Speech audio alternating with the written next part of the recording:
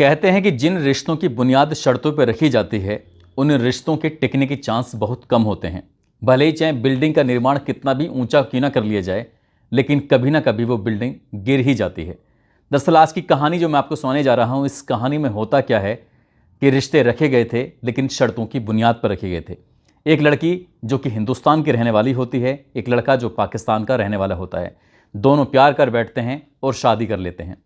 शादी से पहले शर्त ये रखी गई थी, लड़की ने साफ साफ बोल दिया था कि मैं पाकिस्तान में नहीं रहूँगी। दूसरा ये है कि जो खेल खेलती हूँ, जो टेनिस की बड़ी खिलाड़ी हूँ, वो अपने भारत के लिए ही खेलती रहूँगी।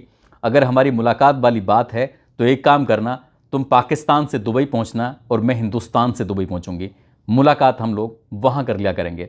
कुछ इसी तरह से शर्त रखी, निकाह हुआ और सब कुछ ठीक चल रहा था। लगभग 14 साल के बाद, क्योंकि ये रिश्ते की बुनियाद कमज़ोर थी, बिल्डिंग बहुत ऊंची खड़ी हो चुकी थी और ये पूरा का पूरा घर गिर जाता है। जैसे ही पूरा घर गिरता है वैसे ही इसकी धमाके की आवाज़ दूर दूर तक फैल जाती है। दरअसल आज न केवल पाकिस्तान में, हिंदुस्तान में, बल्कि कई मुल्कों में इस शादी को लेकर बात चल रही है।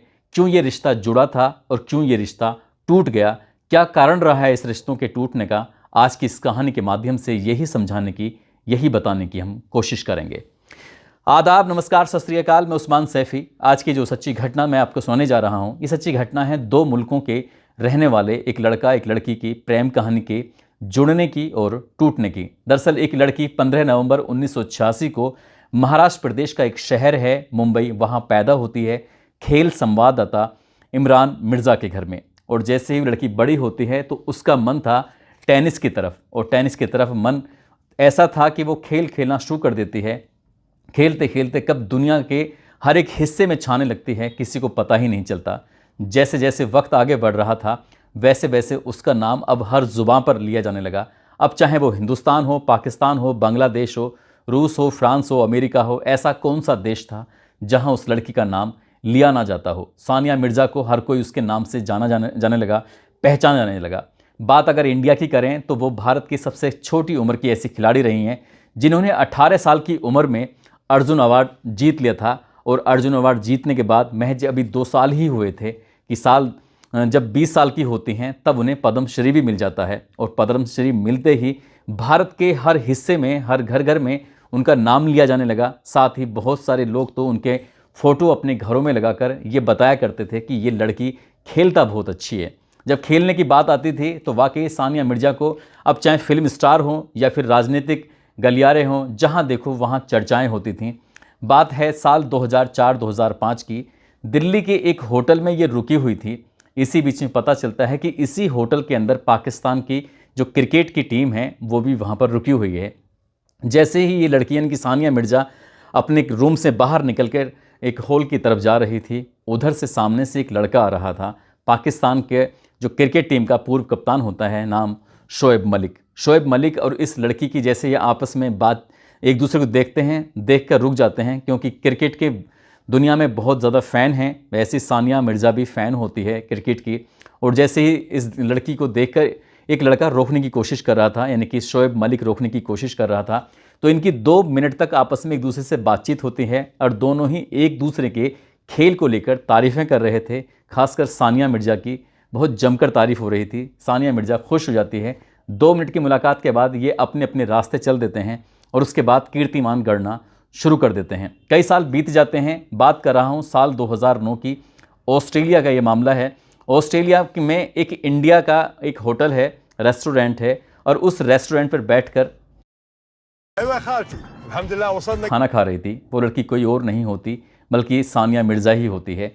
उसी होटल में, रेस्टोरेंट में, क्योंकि इस रेस्टोरेंट से कुछ ही फासले पर सानिया मिर्ज़ा अपने रुकी हुई थी और सानिया मिर्ज़ा का उस दिन मन किया कि आज का खाना इंडियन रेस्टोरेंट पर जाकर खाते हैं। तो वहीं उसी के पास में एक और होटल होता है जहां पर शोएब मलिक, जो पाकिस्तान क्रिकेट टीम के पूर्व कप्तान होते हैं, वो भी रुके हुए थे। वो जाकर उस रेस्टोरेंट पर पहुंच जाते हैं। जैसे रेस्टोरेंट पर जाते हैं तो उनकी नज़र पहुंचती है सानिया मिर्ज़ा पर। सानिया मिर्ज़ा को देखने के बाद साल 2004-2005 की जो दिल्ली में मुलाकात थी, उस मुलाकात को देखते ही उन्होंने कहा कि तुमने मुझे पहचाना, मैं शोएब मलिक। सानिया मिर्ज़ा देखते ही खुश हो जाती हैं, कहती हैं हाँ मैं आपको जानती हूँ, पहचानती हूँ अच्छे से। इसी तरह से इनकी बातचीत का सिलसिला शुरू होता है और लगभग अगले 2-3 महीने तक ऐसे ही ये दोनों एक दूसरे से बातचीत करने लगते हैं। सानिया मिर्ज़ा ने अपने परिवार यानी कि अपने पिता इमरान मिर्ज़ा से कहा कि एक लड़का है पाकिस्तान का जो क्रिकेटर है, मैं उसे पसंद करने लगी हूँ। उधर जो क्रिकेटर होता है इमरान नहीं बल्कि शोएब मलिक, उसने अपने परिवार से बातचीत की, लेकिन वो एक चीज़ थी, एक बात थी जो शायद सानिया मिर्ज़ा को बताना भूल गया था, क्योंकि वो खुद शादीशुदा होता है। एक आयशा मलिक नाम की लड़की जो कि भारत के एक शहर है हैदराबाद, वहाँ की रहने वाली होती है। साल 2002 में उससे शादी कर लेता है, और जब शादी कर लेता है तो इस बात को बहुत कम लोग जानते थे, क्योंकि उसने अपनी शादी के बारे में जिक्र नहीं किया था। लेकिन कुछ दिन के बाद वो सानिया मिर्ज़ा से साफ साफ कह देता है कि हैदराबाद की एक लड़की आयशा सिद्दीकी, उसने उससे शादी कर ली थी।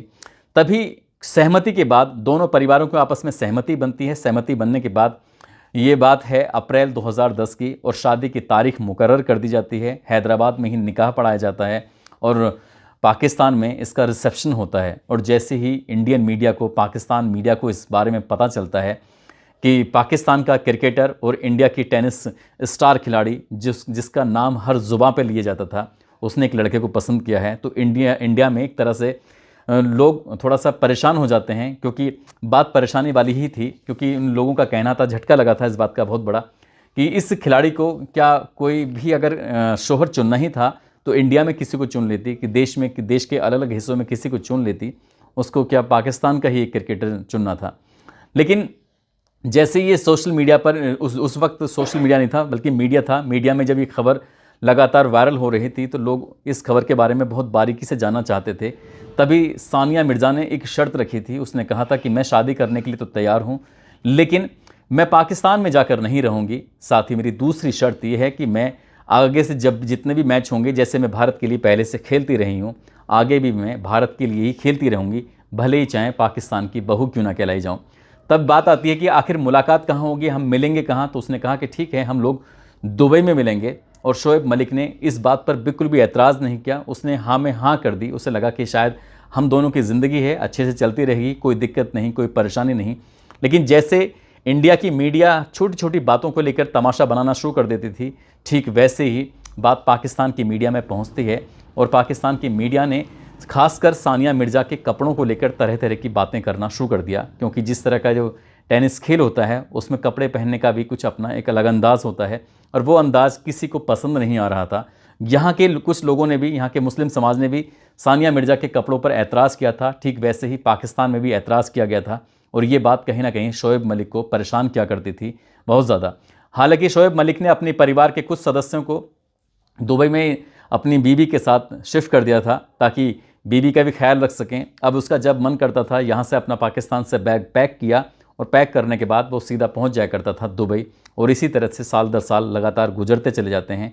दोनों अपने अपने खेल में बिजी होते हैं। जब सानिया मिर्ज़ा का मन करता था, वो इंडिया में आने के बाद कभी चाहे वो विज्ञापन हो या टीवी सीरियल हो या कहीं भी कोई शो होता था, तो उसमें वो हिस्सा लेती थी और अपनी ज़िंदगी में भी वो खुश रह रही थी। लेकिन वो किसी को नहीं